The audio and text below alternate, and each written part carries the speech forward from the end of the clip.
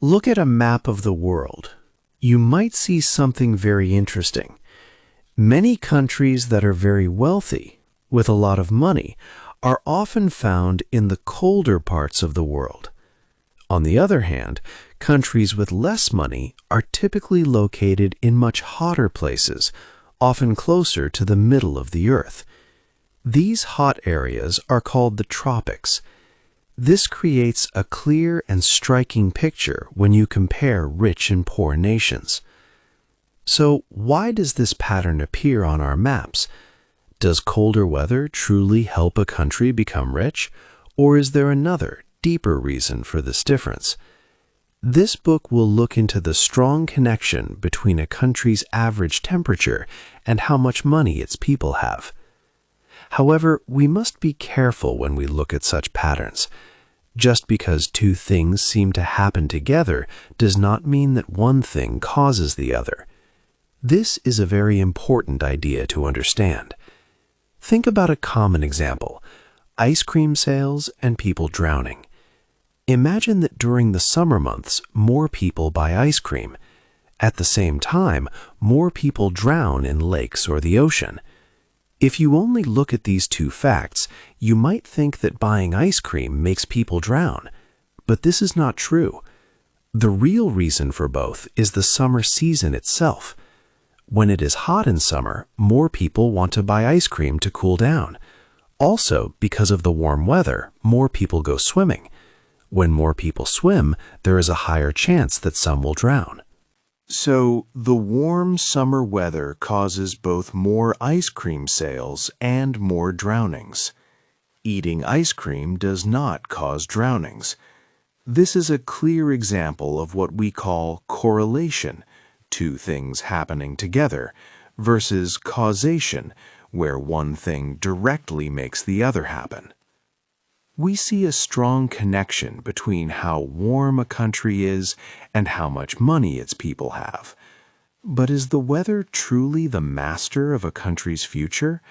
Or is there a hidden variable, a secret factor, like the summer in the ice cream example? This hidden factor might be causing both the temperature patterns and the wealth differences. This book will deeply investigate this question. We will look at the numbers and the facts to understand the real link between temperature and money. 2. The numbers show a problem. We have seen that warm and cold places have different amounts of money. Now, let's look at the numbers closely. Experts who study data use something called the coefficient of determination, often called R-squared. This number helps us understand how much one thing affects another. When these experts compared the average temperature of 98 countries with how much money each country makes per person, GDP per capita, the R-squared number was about 0.087, or nearly 9%. This is important because it means that almost 9% of a country's wealth is directly linked to its average temperature. To put this in simple terms, the data suggests that for every 1 degree Celsius that the average temperature goes up, a country's wealth per person can fall by about $762. This shows a clear pattern in the global economy. This trend is not just seen across the world, it also happens even within one country. Let's take Australia as an example. The city of Darwin is located in the northern part of the country. It has many natural resources, like minerals, and is closer to important trading countries such as China, Indonesia, and India. Because of these advantages, you might think Darwin would be one of the wealthiest cities in Australia. But the truth is different. Darwin is the hottest capital city in Australia, and it is also the poorest among them. Its average temperature is high, around 28.2 degrees Celsius, which is about 82.8 degrees Fahrenheit. Now consider cities like Melbourne and Sydney. They are located much further south, meaning they are colder. These cities are also further away from some major shipping lanes and do not have as many natural resources as Darwin. Yet Melbourne and Sydney are the two richest cities in the country. Their climates are much more moderate, with average yearly temperatures around 15.6 degrees Celsius or 60 degrees Fahrenheit. In 2022, the economy of Melbourne was much larger, around 215 billion Australian dollars, and Sydney's was about 141 billion Australian dollars. Darwin's economy, in contrast, was only 9.8 billion Australian dollars. This strong difference shows that even inside the same country, being closer to the hot tropical regions can mean a weaker economy. The issue becomes even more serious when we look at future changes. Researchers at the well-known Massachusetts Institute of Technology, or MIT, have studied how warmer temperatures from one year to the next affect money. They found that in developing countries, if the average yearly temperature increases by just 1 degree Celsius, the country's total wealth per person, GDP per capita, can decrease by 1.1%. This finding is quite startling. Economic experts have noted that an economy can easily enter a difficult period, called a recession, with just a 3% drop in its GDP. This means that even a small rise in temperature can cause very big and damaging financial problems for many countries. The numbers clearly tell us that there is a strong link between warmer temperatures and a country having less money. This makes the problem very real and something we must understand. 3. History was very different. We have seen that today, colder countries are often richer. But when we look at history, the story changes completely. Long ago, things were the opposite. Some of the most powerful and wealthy empires in the world grew in hot places. Think of ancient Egypt and Mesopotamia, which are in what is now the Middle East. Other rich areas included parts of Central America and India. These lands had warm weather for most of the year. This gave them a huge advantage. Why winter is important. Winter was once a very dangerous time for people living in northern lands. The cold weather meant that plants stopped growing and food became scarce for many months. This yearly challenge, some researchers believe, led to important new ideas and ways of living. It forced ancient groups in colder regions to think ahead and prepare for difficult times just to stay alive. This ongoing struggle was a powerful driver for innovation. To survive the freezing temperatures, these populations needed to find clever ways to increase their crop yields and then store what they harvested. This resulted in people developing hoarding behaviors, meaning they carefully saved and stored resources. They also had to build more complex structures. These buildings were needed to protect themselves and their food from the harsh winter elements. Planning for long-term growth and development became a natural part of their lives, even if it was at a small family or community level. This continuous need to prepare and store things led to what some call cold weather innovation, a set of practices that would benefit them greatly in the future. Now let's look at places with warm weather, often called the tropics. Here, nature provided food almost all year. There was no harsh winter that threatened to cut off their food supply or freeze them, so people in these regions did not necessarily need to innovate in the same ways when it came to storing resources or building complex structures for protection. While people in warm climates still worked hard and innovated in many areas, their environment did not create the same kind of pressure to constantly hoard resources or face annual challenges for survival that people in the north experienced. If farming had stayed the main way civilizations grew rich, warmer lands might have continued to be the most powerful. But this did not happen. As the Industrial Revolution started, farming needed less work. Food could be gathered faster. A country's power no longer came from growing food all year. New storage methods and more trade changed how economies worked. When the world shifted to an economy based on technology, industry, and new ideas, the skills developed in colder regions became very useful. The ability to plan for the future, manage resources efficiently, and create strong, durable structures gave these northern cultures an early advantage. This head start helped them grow their wealth and economies much faster than many countries in warmer climates. They were better prepared for a global economy that valued trade and acquiring resources. It is important to understand that this difference is not about some people being smarter, stronger, or more capable than others. All humans have the same capacity for innovation and growth. The reason colder countries are wealthier today has more to do with the environments and the resources that were available to them in the past and present. The different challenges posed by climate shaped how different societies developed their skills and technologies over many centuries. Sickness and the heat. The invisible enemy of warm places is sickness. In tropical regions, there is no killing frost.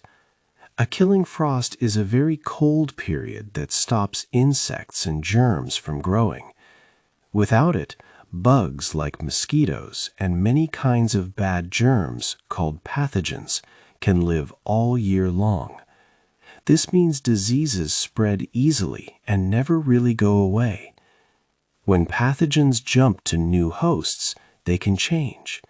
These changes or mutations can make them stronger or harder to treat with current medicines. Malaria is a clear example. It is a very serious sickness common in hot countries. Mosquitoes carry malaria. In colder parts of the world, winter kills many mosquitoes. This helps to stop the spread of malaria. People in places like the United States and Southern Europe once had malaria, but the cold helped them to get rid of it over time. In hot countries, mosquitoes stay active all year, and so does the disease. This makes it very hard to control. When many people are sick, it hurts a country's economy. A sick workforce cannot work well. People who are ill cannot be as productive. They might miss work, or they might not work as hard.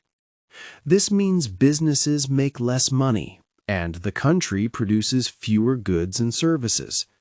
Overall, the economy becomes weak. Families in hot countries often spend a lot of their money on medicines and doctors.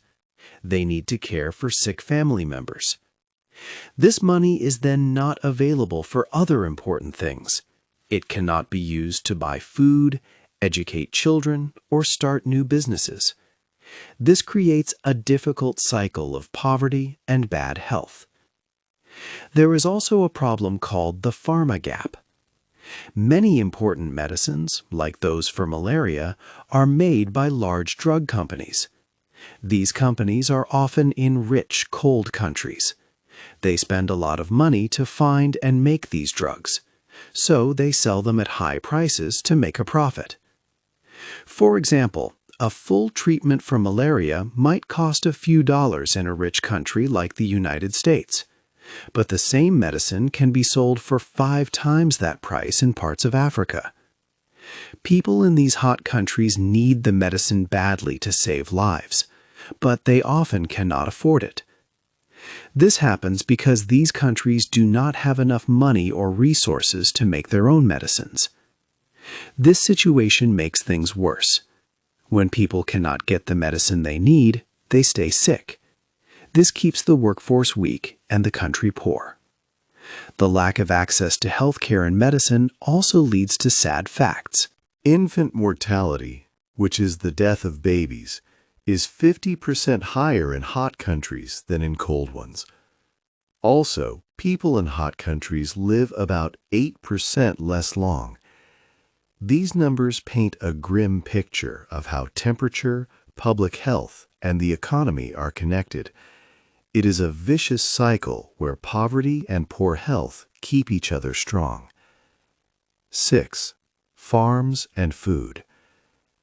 Many people believe that hot weather is excellent for growing food. They think that because it is warm all year, farms and hot countries can grow crops without stopping.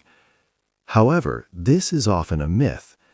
The truth is, farming in tropical, hot places comes with many challenges that make it hard to produce enough food. These challenges often make hot countries poorer. First, the constant heat in tropical areas damages the soil. In colder parts of the world, freezing temperatures and snow help the soil.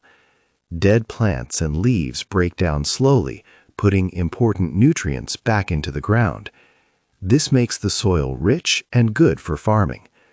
But in very hot places, tiny animals and microbes break down dead plants too quickly. The soil does not get enough new nutrients, so it becomes poor. This makes it hard for crops to grow strong and healthy. Second, hot weather brings many pests. In cold climates, winter kills many insects and stops diseases from spreading widely. This gives crops a break from pests for part of the year. But in hot, tropical places, insects and other pests can live and reproduce all year long. They destroy crops in fields, eating a lot of the food farmers try to grow. Farmers then have to buy expensive chemicals to stop these pests. These chemicals cost a lot of money and can also harm the environment, making the soil even worse over time. Also, a lot of the farming technology we use today was made for colder places. Big machines like tractors and special kinds of fertilizers work well in the large, flat fields often found in temperate zones. These tools and ways of farming were created for specific types of soil and weather. But these methods and machines often do not work as well in tropical soils, which are different, or with the crops grown there. It is not easy to just take technology from a cold country and use it in a hot country. Because of these problems, farms in hot countries often produce less food. For example, important crops like rice, corn, and wheat grow about 50% more in temperate areas. When a country cannot grow enough food for its people, it has to buy food from other countries. This costs a lot of money. Instead of using their money to build up industries or improve their country in other ways, hot countries spend it on importing food. This makes it harder for them to become wealthy. At the same time, countries in colder regions often grow more food than they need. They can sell their extra crops to other nations. This helps them earn more money and get richer. For example, in 2022, the United States exported about $118 billion in crops. The Netherlands, Germany, and France also exported many billions of dollars in crops. This creates a cycle where hot countries spend money to eat, while cold countries earn money from food, increasing the gap between them. 7. Some special countries. In our journey, we have learned that warmer countries often have more economic struggles than colder ones. However, this chapter looks at exceptions. These special countries show that things like good leaders, smart plans, and natural resources also play a big role in a country's wealth, sometimes even more than the weather. First, consider Singapore. This island nation is very close to the equator, so it is always hot, with temperatures often between 25 and 31 degrees Celsius. Yet Singapore is one of the richest places in the world. Its success comes from its perfect location for global trade. Many ships travel through its waters, connecting different parts of the world. The country's government has also made wise choices. For example, it keeps taxes low for businesses and welcomes skilled people from other countries. These decisions have helped Singapore's economy grow very strong. Next is Qatar, a country in the Middle East. It is extremely hot there, with temperatures often going over 30 degrees Celsius every day. Qatar is very rich because it has huge amounts of oil underground. It sells this oil to many countries, which brings in a lot of money. However, this wealth depends on oil, which will not last forever. When the oil runs out, Qatar's economic situation might change greatly. Now, let's look at cold countries that are poor. North Korea is one example. It has very cold winters, with temperatures sometimes falling to minus 26.5 degrees Celsius. Despite the cold, North Korea is one of the poorest countries, with its wealth per person around $1,300. This poverty is not due to its climate, but its government. Leader Kim Jong-un keeps the country closed off from much of the world. It has very strict rules and does not trade openly with many nations. These political choices harm its economy. Another country with a cold climate facing economic problems is Russia. This vast nation spans almost all of Asia's temperate zone, yet its economy struggles. This is largely due to the actions of its leader, President Vladimir Putin, and the ongoing war in Ukraine. Many countries have placed sanctions or economic limits on Russia, which have caused its economy to weaken. While Russia has many resources, political decisions have stopped its economy from reaching its full potential. These examples teach us that while geography and climate can make things harder or easier, human choices are very powerful. Good government, strong trade, and wise use of resources can help a country become wealthy, even if it is hot. Bad political decisions can make a cold country poor. It shows that people's actions matter a lot for a nation's future. 8. What will happen next? The future of our world is changing. The planet is getting warmer because of climate change. This means that many countries, especially those already struggling in hot regions, will face even bigger problems. Scientists believe that global temperatures will increase by about 1.5 degrees Celsius or 2.7 degrees Fahrenheit by the 2030s. This warming will affect everyone, but poorer nations may suffer the most. Think back to what we learned. A 1 degree Celsius increase in average temperature can make a country's wealth, or GDP per person, drop by around $762. With a global rise of 1.5 degrees, some parts of the world could see a drop of over $1,000 in wealth per person. This does not even include other problems like more intense storms, floods, and rising sea levels. These environmental changes will likely cause even more damage to people and their economies. Throughout this story, we have seen how warm temperatures create challenges. First, farming becomes harder as heat and pests damage crops. Second, health problems increase because diseases spread more easily in hot climates. Third, history shows that colder countries gained an early lead in industry and trade. This made it very difficult for hot countries to develop at the same speed. These past events still affect nations today. It is clear that there is a strong link between warmer temperatures and less wealth. But we also learned that human choices can change things. We have the technology to increase crop yields, even in the hottest places. We have medicines that can stop many infectious diseases.